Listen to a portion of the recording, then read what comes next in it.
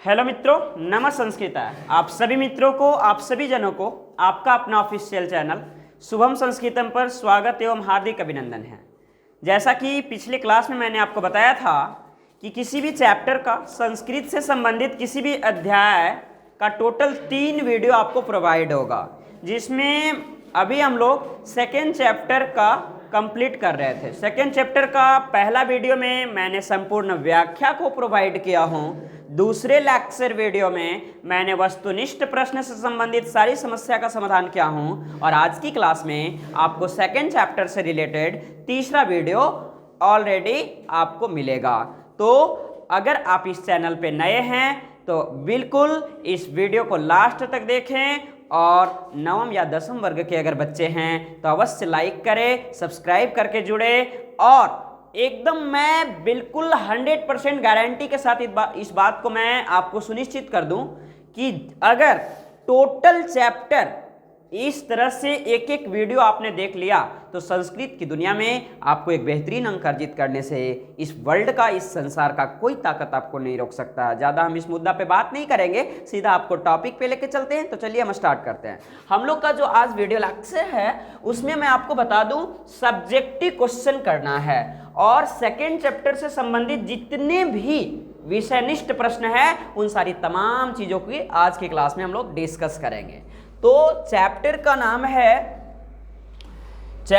नाम है पाटलिपुत्र वैभवम, मतलब कि पटना की सुंदरता, पटना की खूबसूरती। और पटना की खूबसूरती के बारे में मैंने, अगर आप चाहते हो कि एक एक ऑब्जेक्टिव क्वेश्चन कंप्लीटली बने तो संपूर्ण व्याख्या वाला वीडियो जाकर अवश्य देखें। ये शुभम संस्कृतम परिवार ऑलरेडी वो वीडियो बना के आपके लिए बिल्कुल अपलोड करके रखा है। मैं आपको बता दूं कि पाटलिपुत्र वैभवम जो पाठ है वो बहुत ही प्यारा पाठ है। इस पाठ में, इस लेक्चर में आपको बताया गया है पटना की सुंदरता के बारे में, पटना का इतिहास के बारे में, पटना कौन कौन से आए, पटना के बारे में बहुत सारे राइटर ने क्या क्या कहा, पटना के बारे में दामोदर गुप्त ने कहा, राजशेखर ने क्या कहा, पटना की पालिका देवी कौन है, पटना में किस चीज़ की खेती होती थी, पटना के बारे में भगवान बुद्ध ने क्या कहा।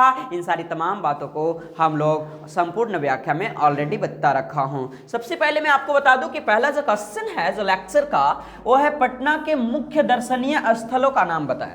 मतलब जो पर्यटन का क्षेत्र है, जो घूमने वाला है, जो अट्रैक्टिव पैलेस है, जो काफी शानदार रहा है, उसके बारे में मैं बता दूं। सबसे पहला क्वेश्चन है, बहुत ही साधारण क्वेश्चन है, और ये कई बार कई दफा आपके एग्जामिनेशन में, बोर्ड एग्जामिनेशन में ये सवाल किया गया है। और बिल्कुल मैं 100% गारंटी, नोट वारंटी मैं आपको बता दूं कि अगर ये लेक्चर को आप देखेंगे तो इस चैप्टर से संबंधित आपका एक भी प्रश्न नहीं छूटेगा, है ना जी। तो देखिए, पटना के मुख्य दर्शनीय स्थलों का नाम लिखे। पटना के मुख्य दर्शनीय स्थल क्या क्या है? संग्रहालय है, जिसे इंग्लिश वाले लोग म्यूजियम कहते हैं, उच्च न्यायालय है, जिसे हाईकोर्ट कहा जाता है, सचिवालय, गोलगृहम, तारामंडलम, जैविक उद्यान, जिसे पटना जू या चिड़ियाघर कहा जाता है, मौर्य कालिक, मौर्य वंश के कुछ अवशेष हैं, महावीर मंदिर है, गुरुद्वारा है। और गुरुद्वारा आपको पता होना चाहिए, सिखों के अंतिम और 10वें गुरु का जो गुरु है, गुरु गोविंद सिंह, उनका जन्म स्थान पटना सिटी है, लेकिन आगे चलकर वो गुरुद्वारा के नाम से पॉपुलर हुआ।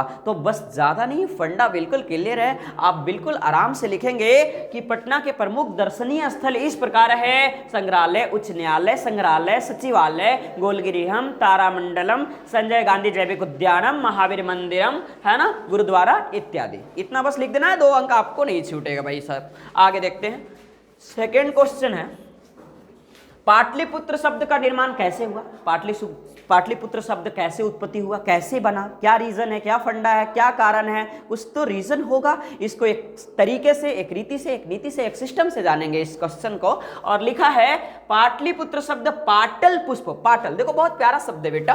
पाटल होता क्या है? पाटल का मतलब होता है गुलाब, और गुलाब जो है एक प्रकार का पुष्प है, और पुष्प आप जानते हो, पुष्प मतलब फूल होता है। तो यहाँ पे लिखा है पाटलिपुत्र पाटलिपुत्र शब्द पाटल पुष्पों के नाम के आधार पर रखा गया है, ऐसा पुतलिका रचना में वर्णित है। पुतलिका एक रचना है, एक ग्रंथ है, एक महाकाव्य है, उसमें इनकी खूबसूरती का वर्णन किया गया है। पाटलीग्राम ही आगे चलकर पाटलिपुत्र नाम से प्रसिद्ध हुआ। आपको मैंने अध्यापन के दौरान जब संपूर्ण व्याख्या को डील कर रहा था उसमें काफी खूबसूरत तरीके से मैं अपने शब्दों में बयां किया था कि भगवान बुद्ध के समय में पटना का नाम पाटलीग्राम था। तो वही बात यहाँ पे लिखा हुआ, आगे चलकर वही पाटल जो है पाटलिपुत्र के नाम से प्रसिद्ध हुआ। पहले पाटलीग्राम था, फिर पाटलिपुत्र कहलाया। कुछ प्राचीन संस्कृत ग्रंथों एवं पुराणों में पाटलिपुत्र का दूसरा नाम पुष्पपुर या कुसुमपुर है। ये सवाल भी पूछा जाता है कई बार आपके बिहार बोर्ड वाले पूछ लेते हैं आपसे कि पाटलिपुत्र का नाम बदलकर पुष्पपुर या कुसुमपुर क्यों रखा गया। बहुत ही सिंपल, बहुत ही सुंदर आंसर लिखना है आपको कि एक समय की बात है, बहुत समय पहले की बात है। पटना गंगा नदी के किनारे बसा हुआ करता था और गंगा के दियारा क्षेत्र में बहुत अधिक मात्रा में पाटल की खेती होती थी। और पाटल एक प्रकार का पुष्प है, और जहां मतलब पुष्प है और पुष्प माने फूल होता है और फूल को कुसुम भी कहा जाता है। यही कारण है कि पाटलिपुत्र का नाम बदलकर पुष्पपुर या कुसुमपुर रखा गया। अगर इतना लिखोगे तो बिल्कुल सुंदर अंक अर्जित करोगे, काफी बेहतरीन अंक आएगा, और जितना अच्छा अंक आएगा उतना शानदार कॉलेज में आप पढ़ोगे, है ना। लिखा है तो ये लिख दिया। तीसरा क्वेश्चन बहुत ही साधारण है। सिख संप्रदाय के लोग पटना नगर क्यों महत्वपूर्ण है? सिख संप्रदाय के लोगों के लिए पटना क्यों फेमस है, क्यों प्रसिद्ध है, क्यों रिनाउंड है, क्यों पॉपुलर है, क्यों मशहूर है? What is the reason, what is the cause, explain this. तो हम अभी बता रहे हैं कि सिख संप्रदाय के लोगों के लिए पटना क्यों महत्वपूर्ण है। पटना का गुरुद्वारा किसके लिए और क्यों प्रसिद्ध है? 3 वाक्यों में उत्तर दे। टोटल 3 वाक्य लिखना है, जितना पूछा जाए उतनी ही बोलना, ज्यादा नहीं बोलना। लिखा है सिख संप्रदाय के लोगों के लिए पटना नगर इसलिए महत्वपूर्ण है क्योंकि उनके 10वें और अंतिम गुरु गोविंद सिंह का जन्म स्थान पटना सिटी है, जो गुरुद्वारा के नाम से पॉपुलर है। और यही रीजन है, यही कारण है कि सिख संप्रदाय के लिए पटना बिल्कुल पवित्र तीर्थ स्थल है। बहुत दूर दूर से लोग सिख धर्म के मानने वाले, उनके अनुयायी, उनके बहुत बड़े भक्त जो है वो पटना आते हैं, और वहाँ लंगर की फैसिलिटी है, सुविधा है, वो आते हैं और बहुत ही दर्शन करके बहुत एकदम बिल्कुल मोहब्बत से एक दूसरे के साथ भेदभाव नहीं करते और रहते हैं, जीवन यापन करते हैं। तो आराम से लिख दीजिएगा कि सिखों के अंतिम और 10वें गुरु गोविंद सिंह के चलते सिख संप्रदाय के लिए यह जो शहर है वो बहुत ही दर्शनीय है। 4 नंबर सवाल है, प्राचीन ग्रंथों में पटना के कौन कौन से नाम मिलते हैं? 2-4 नाम तो बहुत ही साधारण है, जो कि आप पहले से भी जानते होंगे, है ना। लिखा है प्राचीन ग्रंथों में पटना के नाम पुष्पपुर, कुसुमपुर, पाटलिपुत्र आदि मिलते हैं, है ना। चलिए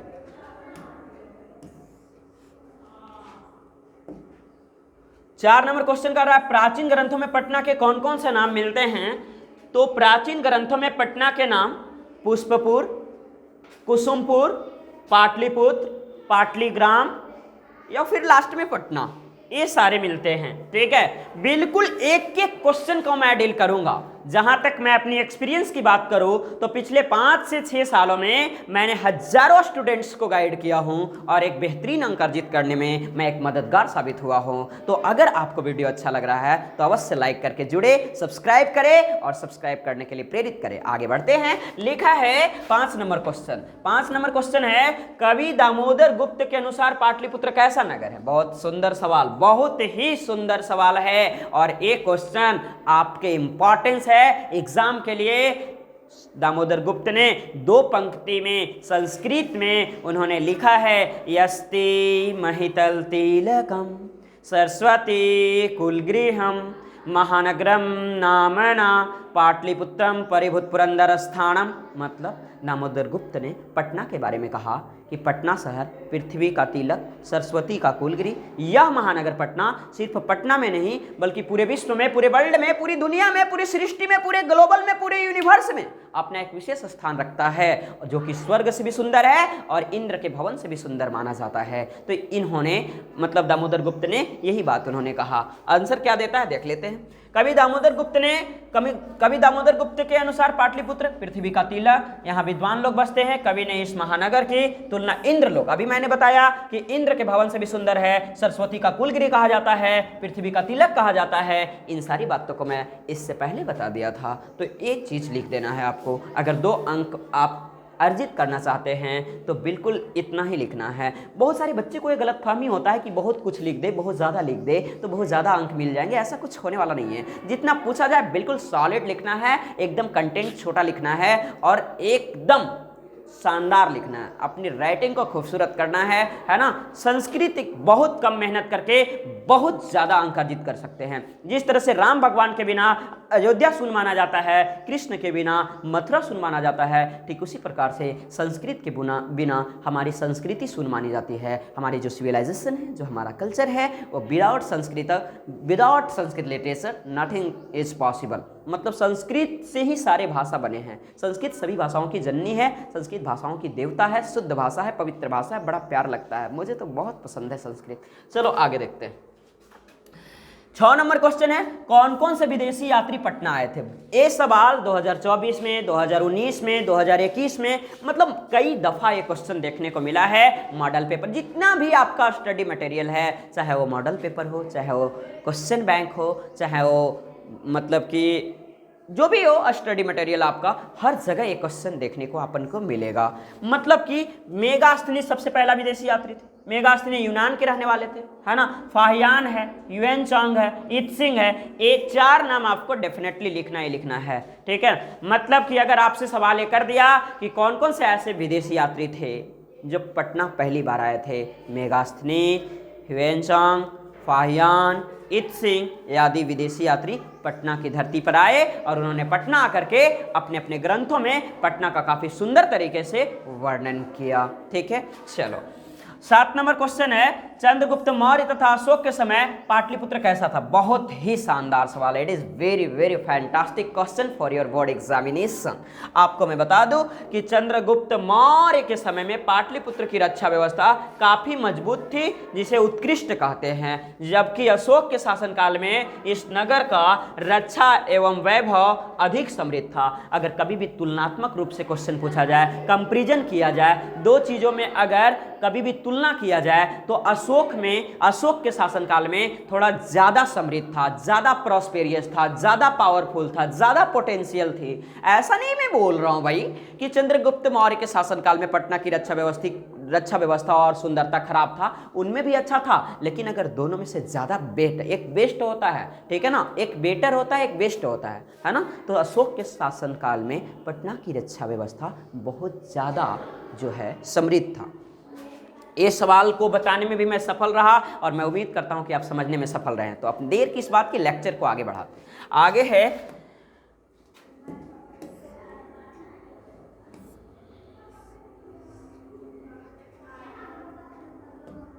8 नंबर क्वेश्चन है, पाटलिपुत्र के प्राचीन महोत्सव का वर्णन करें। बहुत सिंपल सवाल है और ऐसा मैंने जब चैप्टर को डिस्कस कर रहा था, मेरे द्वारा चैप्टर का अध्यापन करवाया जा रहा था, उस समय बहुत ही शानदार तरीके से मैंने डील किया हूं। तो आगे देखते हैं। लिखा है पाटलिपुत्र के प्राचीन महोत्सव का वर्णन करें। पाटलिपुत्र में शरद काल में, यहाँ शरद लिखा गया है, शरद होता है ना।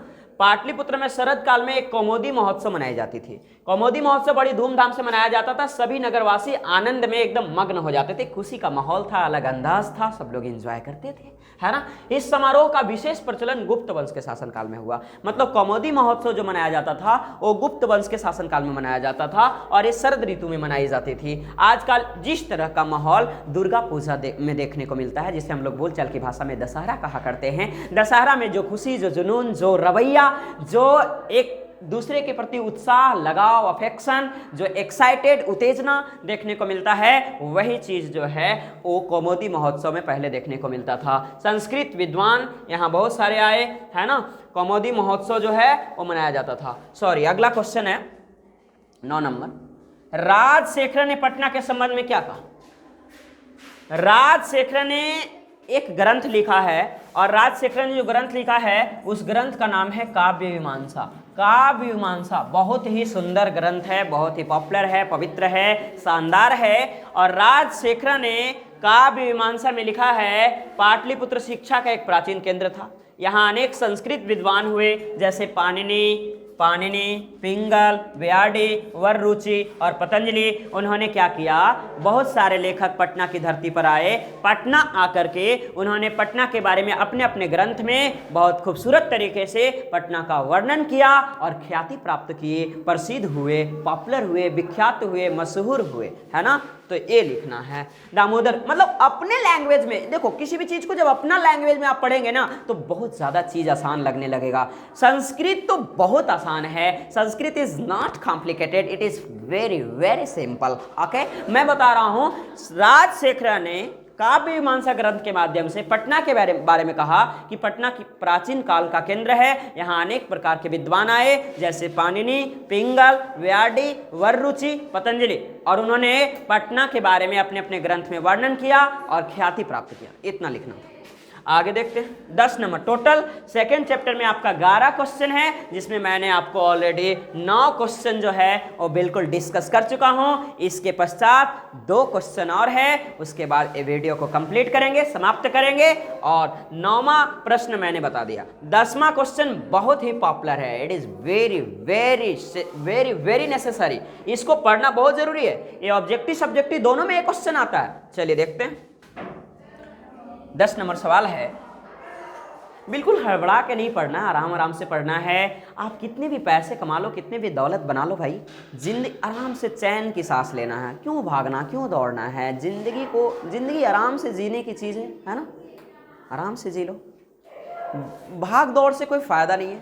किसी चीज़ को इस तरह से पढ़ो ना कि सामने वाला को अच्छा से डील कर सको। मैं तब तक किसी चीज़ पे, देखो इस दुनिया में टोटल 3 तरीके के लोग होते हैं। पहला तो लोग ऐसा होता है कि कठिनाई के डर से काम को तो शुरू ही नहीं करते हैं, जिसे हम लोग नीच कोटि के लोग बोलते हैं। एक मध्यम कोटि का लोग होता है दूसरा, जो काम को नई उमंग, नई चाहत, नई जोश, नई तमन्ना, नई जज्बा, नई मतलब एक उमंग के साथ किसी काम को शुरू करते हैं। Yes I can do anything, फोड़ देंगे, इसको कर लेंगे हम, वो शुरू तो करते हैं। लेकिन जैसे ही थोड़ा बहुत कठिनाई हो, समस्या हो, प्रॉब्लम हो, दिक्कतें हो, ऑब्स्टेकल हो, परेशानी हो, रेजिस्टेंस हो, प्रतिरोध हो, अवरोध हो, उस काम को बीच में छोड़ देते। लेकिन एक होते हैं उच्च कोटि के लोग, वो किसी काम को शुरू करते हैं, कितना भी बड़ी समस्या आ जाए इस संसार में, पूरे वर्ल्ड में कितनी भी बड़ी समस्या आ जाए, वो काम को उस तब तक नहीं छोड़ते जब तक उनको सक्सेस नहीं मिलती है। तो जिद होती है, सक्सेस के पीछे पागलपन होना चाहिए, जिद होना चाहिए। यस, चाहे दुनिया कुछ भी हो जाए, मैं सक्सेस लेकर रहूंगा। जब तक पागलपन, जब तक एक जिद, एक रिजिड नहीं होगा, तब तक सक्सेस संभव नहीं है। ठीक है, तो आपको बिल्कुल एक मजबूत सोच की जरूरत है, एक टारगेट चाहिए, गोल चाहिए, लक्ष्य चाहिए, तब कि लाइफ में रिस्क लेना है ना। कहते हैं ना, life is a risk to die, मतलब जब तक आप लाइफ में रिस्क नहीं लेंगे तब तक कुछ संभव नहीं। तो 10 नंबर सवाल है, भगवान बुद्ध ने पाटलीग्राम के बारे में क्या कहा? भगवान बुद्ध ने प्राचीन काल में अनेक बार पटना आया करते थे, ऐसा मैंने बताया था।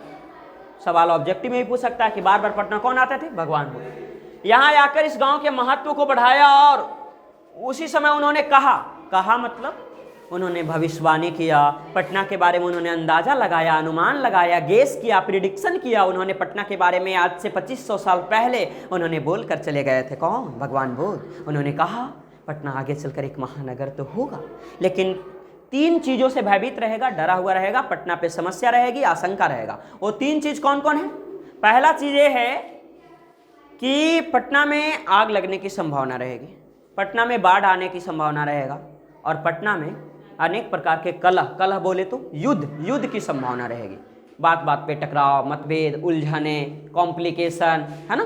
तो उन्होंने बोला था, बस इतना लिख देना, वही बात यहाँ पे लिखा हुआ है। भगवान बुद्ध में प्राचीन काल में अनेक बार पाठ लिखा, इस महत्व को बढ़ाया और उन्होंने कहा था यह गांव एक दिन महानगर होगा, परंतु यह नगर आग, जल और कलह से हमेशा भयभीत रहेगा। जो लिखा है उसी बात को तो मैं बताया हूँ, जो मैंने यहाँ आपको डील किया हूँ उसी चीज़ को मैं बता रखा हूँ आपको। आगे 11 नंबर 11 और आखिरी सवाल है, इसके बाद अपनी वीडियो को क्लोज करेंगे। उसके बाद हम लोग अगला जो टॉपिक है वो नए वीडियो में करेंगे। तो चलो प्रारंभ। अगर मेरा पढ़ाने का तरीका, मेरा पढ़ाने का टीचिंग स्टाइल अगर 1% भी आपको अच्छा लगे तो वीडियो को अवश्य लाइक करके सब्सक्राइब करेंगे, ताकि और बेल बटन को दबाना ना भूलेंगे, ताकि जितना भी वीडियो मिले उसका नोटिफिकेशन आपको मिलता रहे। तो लास्ट प्रश्न को करते हैं। लिखा है, पटना में कौमुदी महोत्सव कब मनाया जाता था? पाटलिपुत्र शहर में शरद काल में कौमुदी महोत्सव मनाया जाता था और यह गुप्त वंश के शासन काल में मनाया जाता था। उस समय सभी लोग आनंद मग्न रहते थे, एक नई उमंग के साथ बिल्कुल खुशी खुशी रहते थे। तो ये सेकंड चैप्टर का सब्जेक्टिव क्वेश्चन था। इससे पूर्व मैं आपको बता दूं, इसका एक पर्सनल पार्टिकुलर ऑब्जेक्टिव वीडियो है, एक संपूर्ण व्याख्या है। तो ये 11 का 11 प्रश्न अगर इस चैप्टर से आ गया, इस वीडियो को अवश्य देखें। और अगला वीडियो अलस कथा, आलसियों की कथा के साथ, अगला वीडियो में संस्कृत के साथ नए वीडियो में मैं उपस्थित होऊंगा। तब तक के लिए आप सभी मित्रों को, सभी जनों को, सभी दोस्तों को, जितने भी सभी विद्यार्थियों को बहुत बहुत बधाई। धन्यवाद। नमस्कार। जय हिंद।